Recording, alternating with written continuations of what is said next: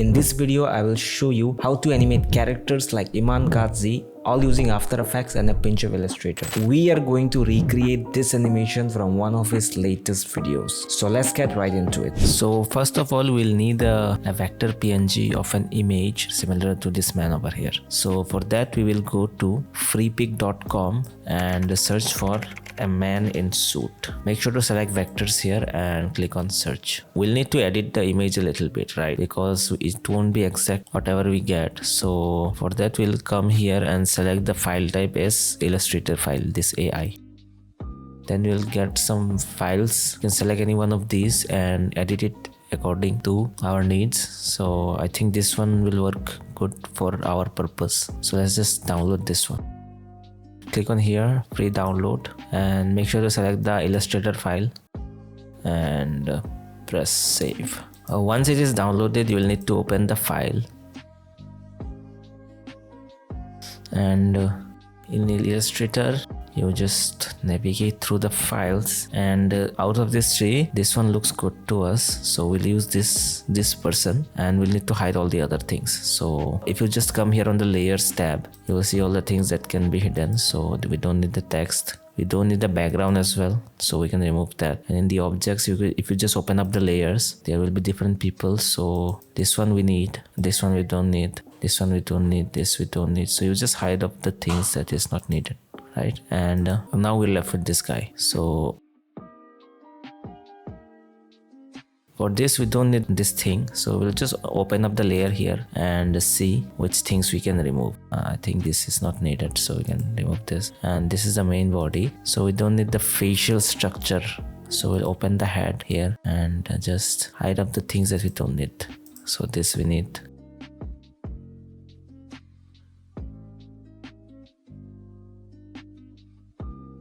So here you will go through all the things and you hide all the facial structure things, and now we're just left with the person, right? So we're gonna export this thing. Yeah, one thing before we export, you will see that in order to make the animations look good, we'll need to separate the hand and the body separately. Like we'll need to have different exports for the hand and body. So for that, let's just hide the hands first of all and just export the body. You can just select all of this and export. Click on file, export as PNG. Export. Make sure to select the highest setting and click on OK. Now once you exported the body, you're gonna hide the rest of the body now and export each hand separately. So I've exported them already. So you'll have the body, we'll have the left hand and the right hand separately. Now let's bring all of this into After Effects. Let's create a composition first. Before we start, we'll create a normal 1080 by 1920 composition. We'll name them as the main comp. Click on OK. And now you can bring the head, hands and the body here. You have to adjust the scale and the position so that it matches nicely.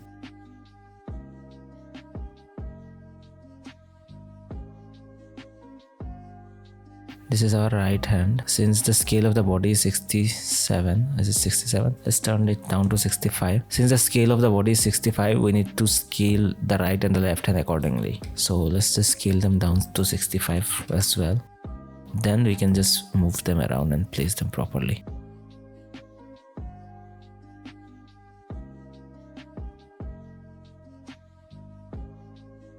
So it looks good for now. Now if you look at the reference, this person is holding some images here. So let us forget about the third and the fourth hand now. Let's just concentrate on the main two hands. This is a image of some kind of a bag and a phone. We'll have to download the PNG files of this. So I just downloaded the pictures of the phone and the suitcase. I'm gonna just drag them onto the timeline and you can see them here. Let's just scale and reposition it now. But first of all, we'll place them above the body layer. Above the body but below the hands, so that it seems like the person is holding it in his hands, right? So let's just adjust the scale and the position. Also, let's just adjust the rotation a little bit for this one.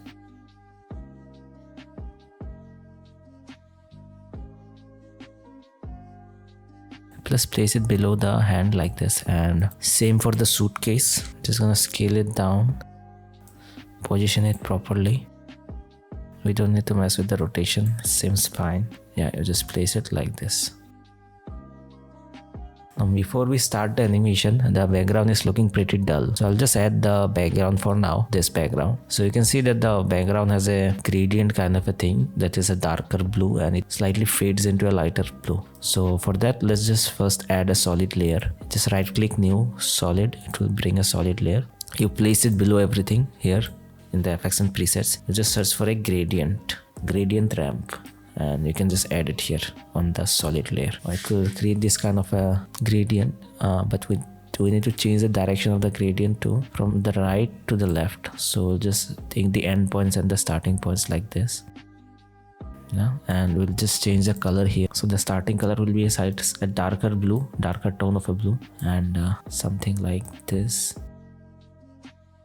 And the ending color will be some lighter blue, something like this.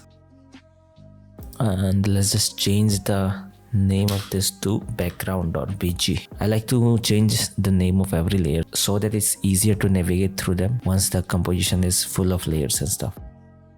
Yeah, now we have to start animating these two hands first. So for that, since the hand is locked onto this suitcase and this hand is locked onto this phone, we can just pre-compose both of them together first. So the suitcase and the right hand is pre-composed together. So let's just select them and pre-compose them as the right hand, and the other phone and the left hand is pre-composed together. So I can pre-compose them as left hand.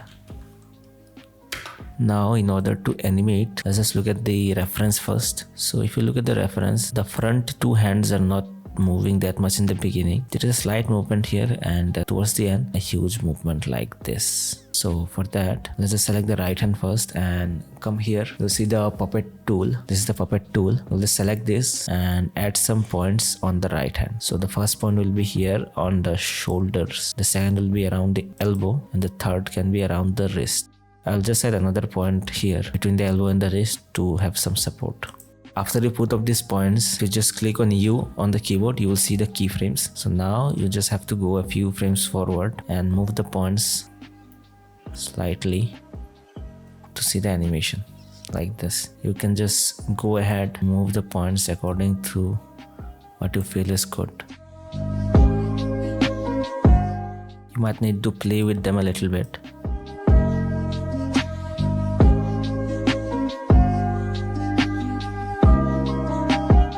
You just play with the keyframes and you'll get your animation.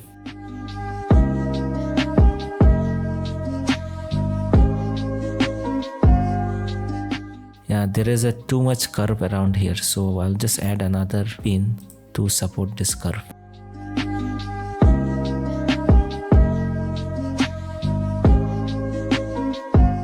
Yeah, the animation looks good to me for the right hand. Before going to the left hand, we'll just select all the keyframes first. Select all the keyframes, right click, keyframe assistant, and then easy ease. Or you can just press F9 on the keyboard and it will do the same thing. I like to easy ease all the keyframes because it smoothens out the animation. Now we will do the same thing with the left hand. This part is pretty simple. You just need to play around with the keyframes and you should be good. If you just press U, the keyframes will come out again and you can play with them accordingly.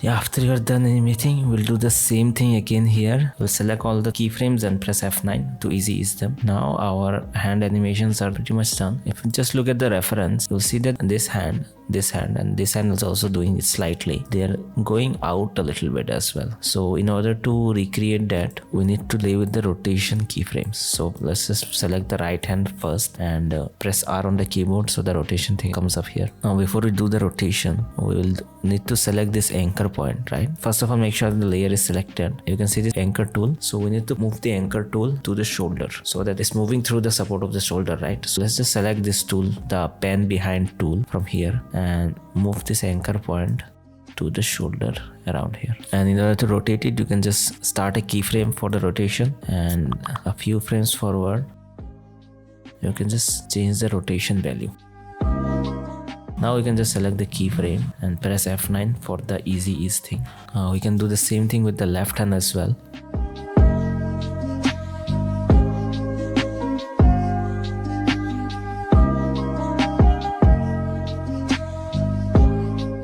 We'll easy ease them as well. Now our hand animation is done. Now that the animation of the first two hands is done, we need to animate these other two hands. So for that, we are gonna bring the right hand and the left hand onto the frame again. You can bring it above the bezier layer. So for both of them, you can go to the previous right hand and just copy the position and the scale value and paste it here. Same with the left hand, you can just copy the scale and the position value and paste it here. Okay, let's just hide the front two hands for now so that we can see the hands that are behind. So these are the left hand and the right hand that are behind the first two hands. So let's just rename them as left hand 2 and right hand 2. Now we're gonna add the other two icons. I downloaded them from flat icon as well. Let's just drag them onto the timeline. I have to drag them above. So the pepper is in the right hand, so we'll just adjust the position accordingly. It should be below both the hands, so let's just drag it first below the hands and adjust the position accordingly.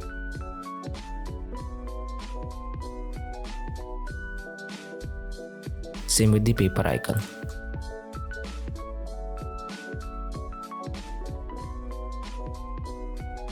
Now we're gonna recompose this hand and the paper together, the right hand and the paper together, and rename them as the right hand 2 because it is the second right hand. So we're gonna pre-compose the left hand and the money together again.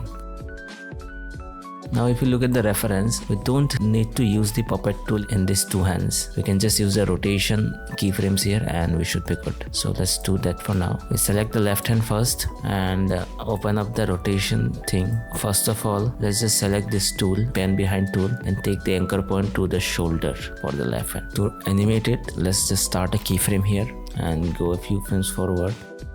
We'll start the rotation thing. Now you'll see that this portion is not matching up properly. So for that, we will need to animate the position keyframes as well. So let's just select the left hand 2, open up the position keyframes, and we'll animate the position as well of this thing so that it aligns nicely. Again, if you go a few frames forward, it comes down a bit and then goes up and hovers around there.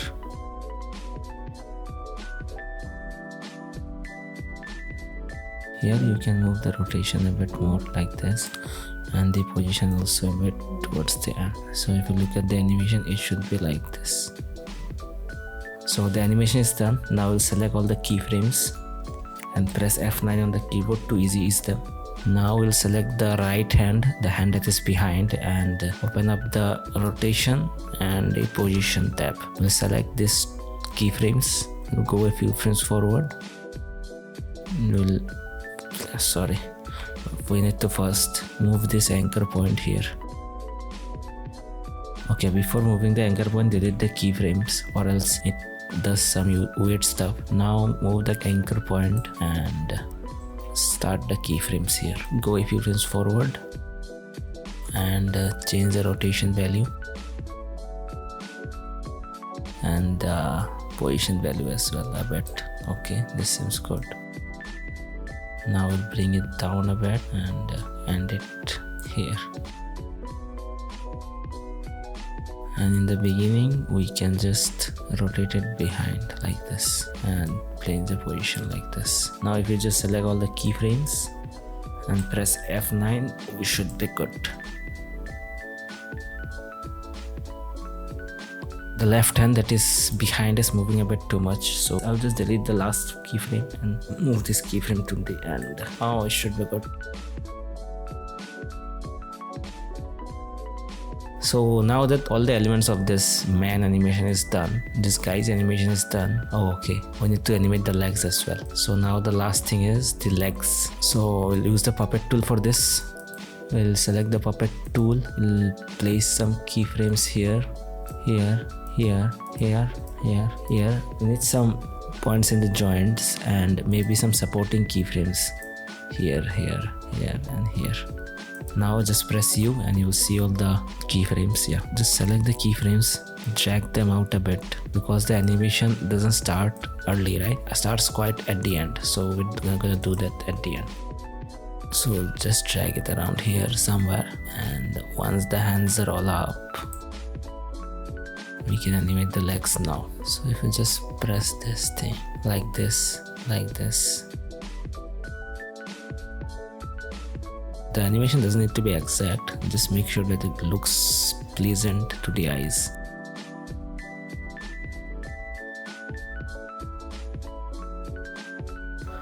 Okay, I think that should be good. Let's just see.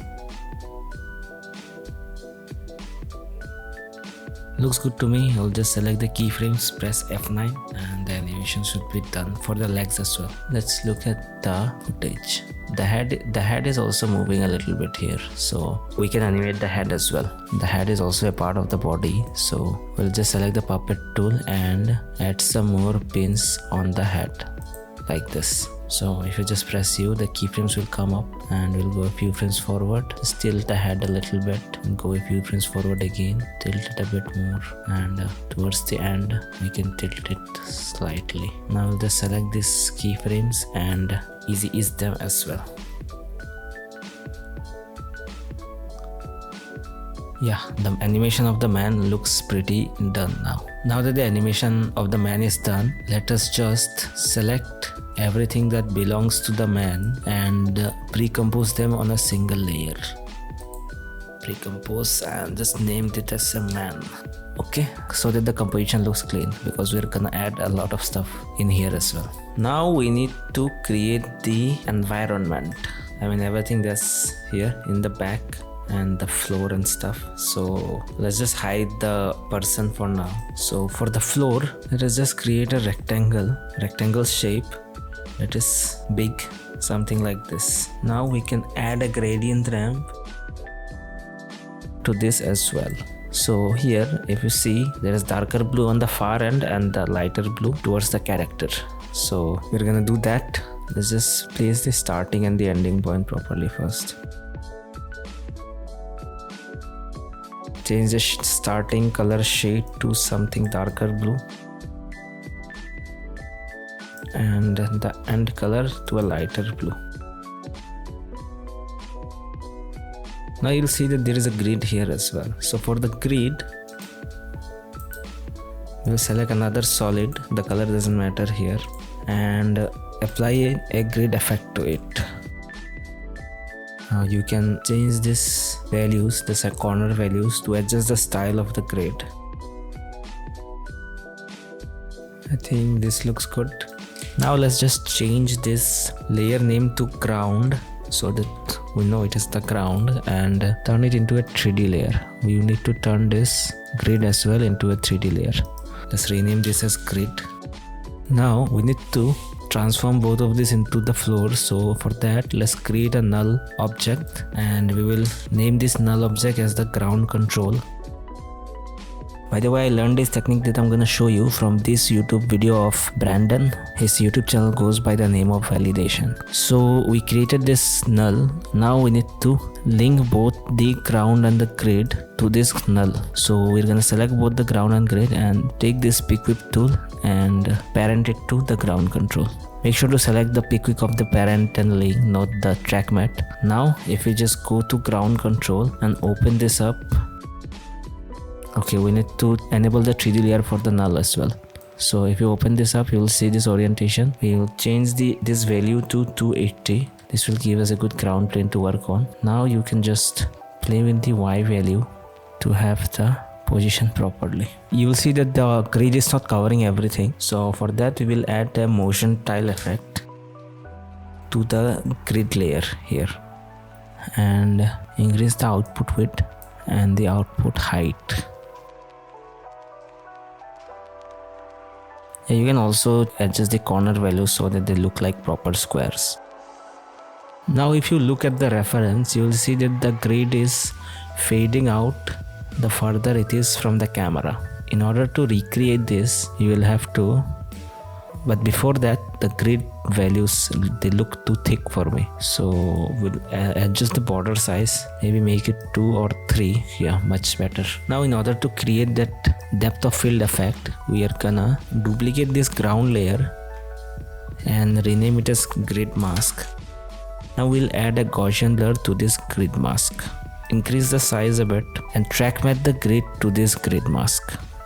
Now adjust the position of it so that it is closer to the camera. You adjust the Y position and increase the blurriness at a much higher value. Around 200 seems good to me. So you adjust it like this and you change the position and it should be good.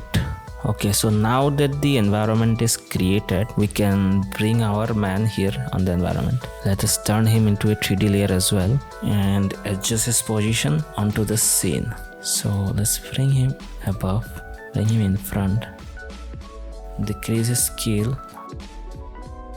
You have to adjust his position so that his feet touches the ground properly. So if he's not going below the ground here, you need to adjust the Z position a bit more till his feet touches the ground, or else you will have issues when you create the shadows and stuff. So you'll see that his feet is touching the ground in this Y position, right? Just keep it barely touching, something like this, 626. Okay, this is fine. Now you just bring him in front of the screen like this. Okay, I need to adjust the scale as well. Make sure that it doesn't go below the ground. This seems good to me. So now we'll bring a camera onto the scene. We'll just right click on new camera. Make sure that the preset is set as 50 mm. The other things don't really matter that much. So click on OK and the camera is here.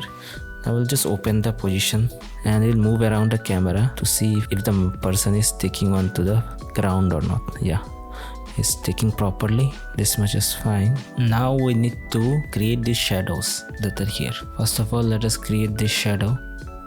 You can just select the ellipse tool, make a perfect circle by clicking on shift somewhere around his foot.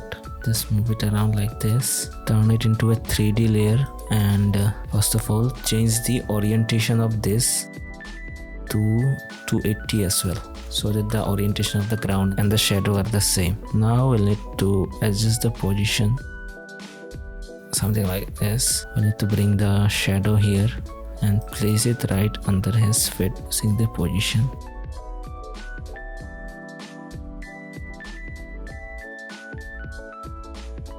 Yeah, this looks good. Now I'll just add a Gaussian blur to the shape. For some reason, after adding the Gaussian blur, it went under the ground. So bring it up again and increase the Gaussian blur value like this. You can also decrease the opacity by a bit, maybe 60. Let's look at the reference. Yeah, it's quite thin, so we'll increase the Gaussian blur value a bit more and maybe decrease the opacity to 50. Maybe we can decrease the scale also a little bit. Looks good to me now. Now for the other shadow that is here, let's rename the first shadow properly then first. Place it somewhere here. Now in order to create the second shadow that goes here, we'll just copy the composite that we created of this man. We'll just copy it by pressing Ctrl D, rename it as shadow 2 and add a fill. So we can change the color to be black totally. Now we're gonna change the orientation of this as well. Before changing the orientation, make sure that the anchor tool is around his feet.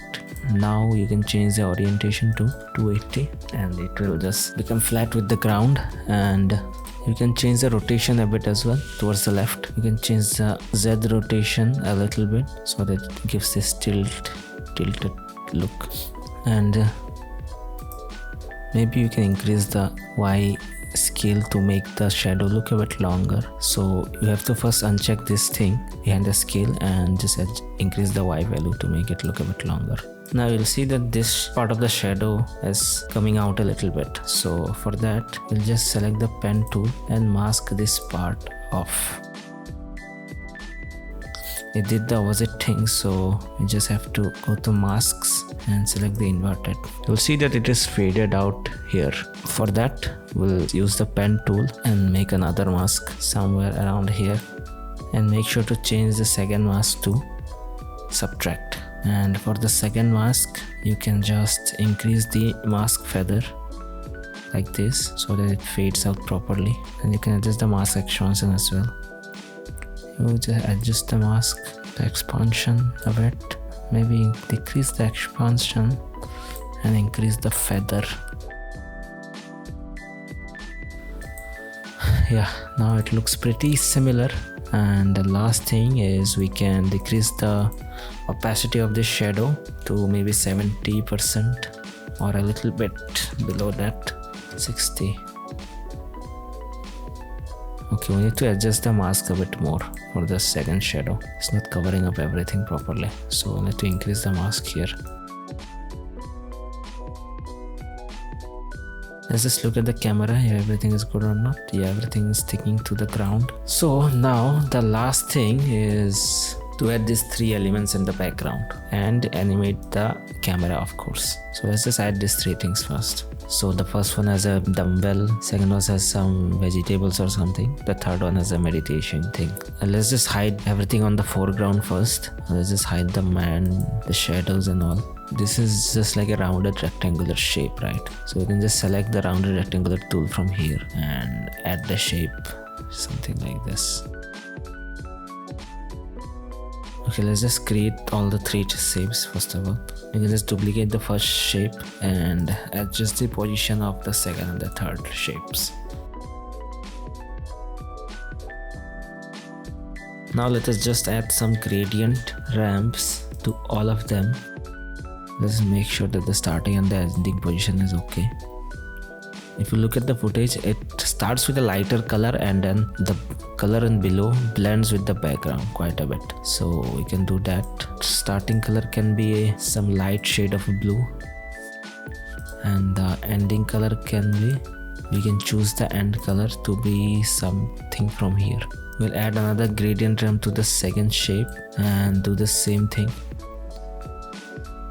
Make sure that the starting and the end points of the gradient ramps are properly matched.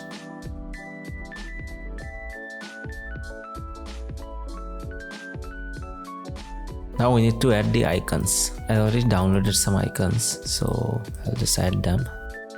So that this one has a barbell here. Just adjust it over. Let's just scale them and position them properly over every rectangle.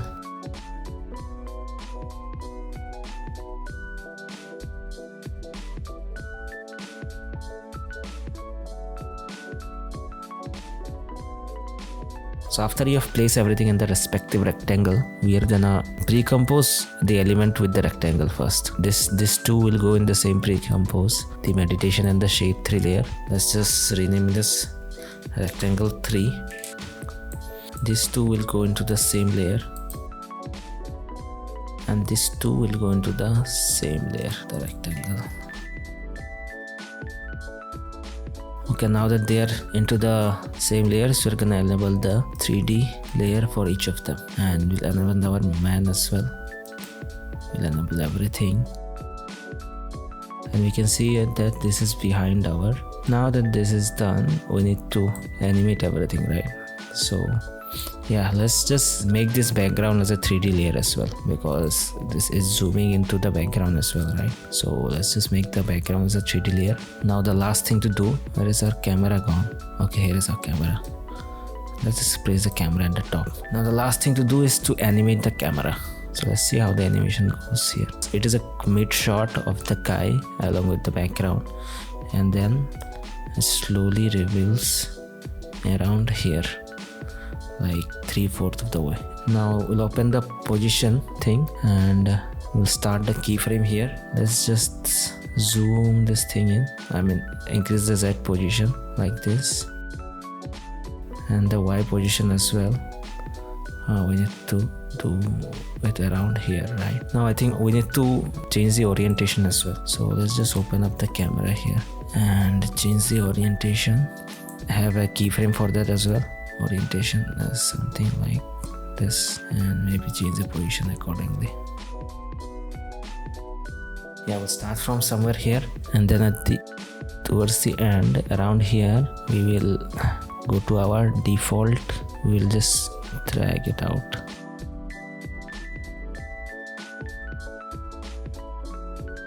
Now you will see that the animation is pretty much done. We can select these keyframes, press F9 to ease them so that it's a bit smooth. To make this a bit better, we'll just open the graph editor. Okay, let's just select these keyframes first. Open the graph editor, and if this thing is not coming, if this graph is not coming, just click on the edit the speed graph thing. Now just click on this point, the end point, and drag it like this. And both of them you need to drag.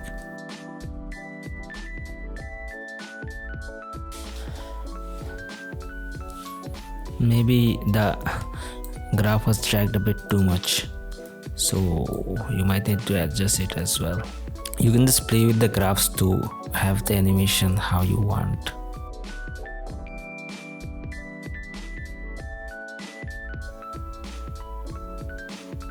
Yeah, this looks pretty much good to me. Now the last thing is to match the color. So you'll see that everything is quite bluish in tone, right? But we have some things that are not blue here. So first we'll change the color of our man. So for that we'll just add the Lumetri color effect first. L-U-M-E-T. Lumetri, L-U-M-E-T-R-I. Lumetri. We'll add the Lumetri first. And we'll come here and decrease the saturation to 0. So we'll decrease the saturation first, and then we'll go to the effects tab again and add this hue saturation thing onto the man. In the hue saturation effect, you just take the colorize option and adjust the hue to get that bluish tint. Yeah, this color looks good to me. Now we can just copy both these effects and apply them inside this icons, inside these rectangles.